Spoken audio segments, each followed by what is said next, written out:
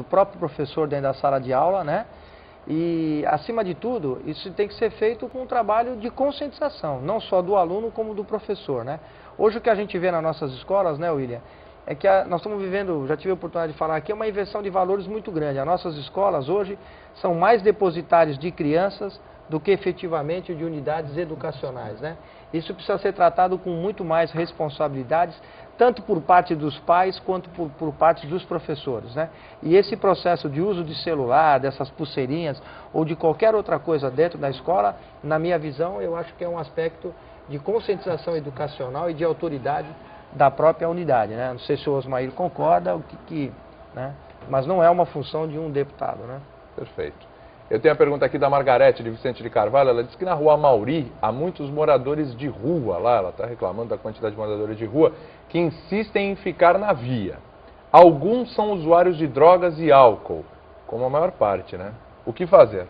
Então, nós temos essa força-tarefa do Guarujá que uma vez por mês faz essa operação dignidade. E temos também a Secretaria de Assistência Social que também faz esse trabalho. Ela pode ou ligar na Secretaria de Assistência Social para pedir que eles vão até o local, Sim. ou se não ligar na ouvidoria. Na ouvidoria. E aí a ouvidoria vai comunicar isso na reunião de força-tarefa e a gente agenda uma vez por mês uma operação dignidade e a gente pode fazer essa operação dignidade ser nesse local. Aí até ela comunicando a secretaria ou a ouvidoria, a prefeitura pode até se antecipar o fato e verificar Isso. também, né? Perfeito.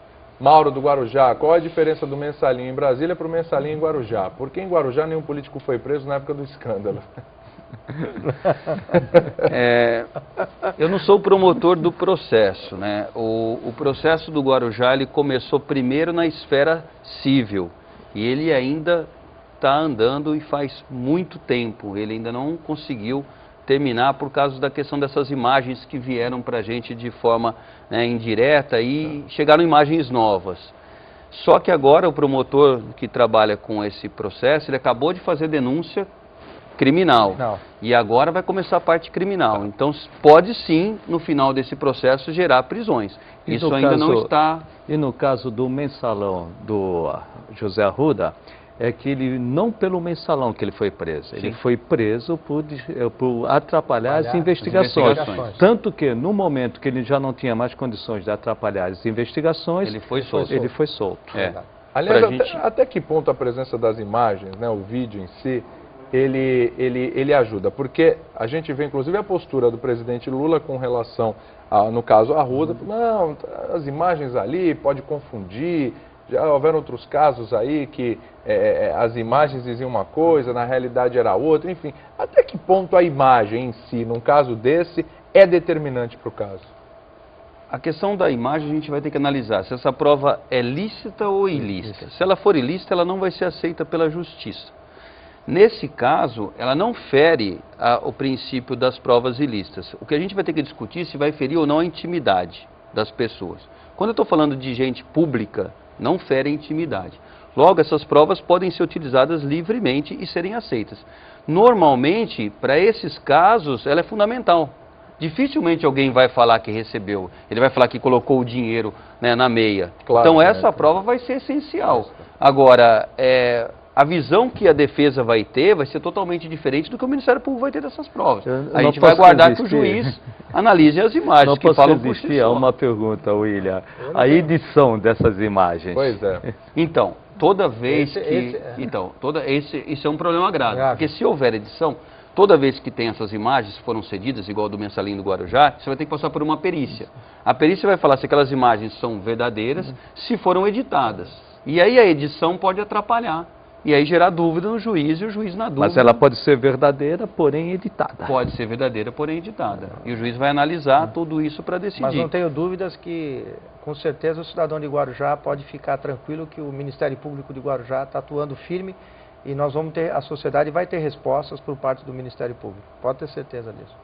Edson, ele é de Cubatão, quer saber por que o município é o único da região que não tem guarda municipal. Aí, no caso... complicado, é uma prerrogativa do município, né? Legislação, aí cabe ao prefeito encaminhar um projeto à Câmara, criando a Guarda Municipal. Criando a Guarda Municipal. Perfeito. Tem mais uma pergunta aqui, o Marcos, do Parque Prainha São Vicente. O controle de natalidade hoje não melhoraria a área de assistência social amanhã? Com certeza. Eu acho que algumas coisas importantes nesse país é, primeiro, o controle da natalidade, independente da visão da igreja, que é contrária, mas isso é importante, porque do jeito que está o país não vai conseguir se desenvolver. E o segundo, que a gente já estava conversando aqui, que é a educação, né? Sem a educação também não vai ter condição, porque com a educação vai diminuir com certeza a questão do número de filhos que as pessoas vão ter. Você falou da igreja, rapidamente, até nem faz tanto parte do assunto, mas você tocou nessa questão.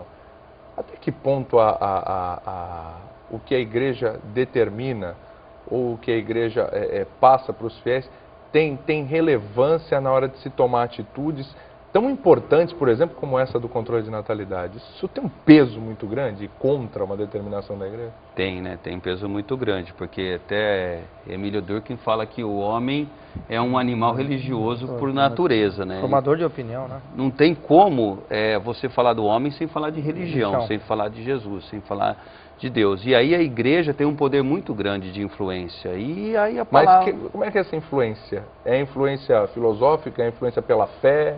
É teórica? Política. Política. Infelizmente, no meu ponto de vista, política. E isso realmente, o Dr. Osmair está com a razão, isso realmente trava todo o processo de desenvolvimento, né? Ela pode ter uma formação filosófica, sua tese, sim, porém a sua atuação é política. É política, com certeza. Política. É curioso como, na teoria, ela é tão diferente da prática, né? Principalmente com relação à Igreja Católica.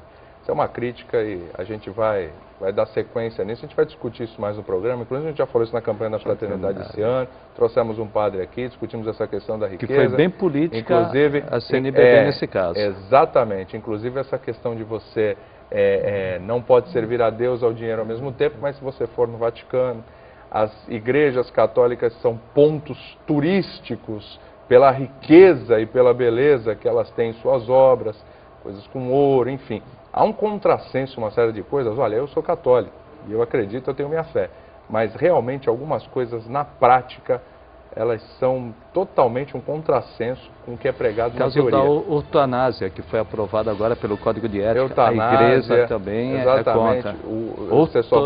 Sexo com camisinha é pecado. Quer dizer, calma aí, né, gente? Calma. Outros tempos, não estamos na Idade Média. Doutor Osmair, obrigado pela participação aqui no painel regional. Viu? Eu agradeço a oportunidade, agradeço ao William, agradeço ao Chagas, ao Carlinhos, e foi um prazer aqui estar com vocês nessa noite. Saraiva, obrigado pela participação. William, eu que agradeço, acho que um dos melhores programas que eu tive a oportunidade de participar, não só pela presença aqui do Dr. Osmair, mas completo 30 anos de gestão pública esse ano e tive a oportunidade hoje aqui de aprender muito aqui hoje com o Dr. Osmair. Com certeza, foi um ótimo programa. Chagas, obrigado pela participação. Um abraço. Também. Painel Regional fica por aqui, voltamos amanhã ao vivo às 10 horas da noite. Até lá.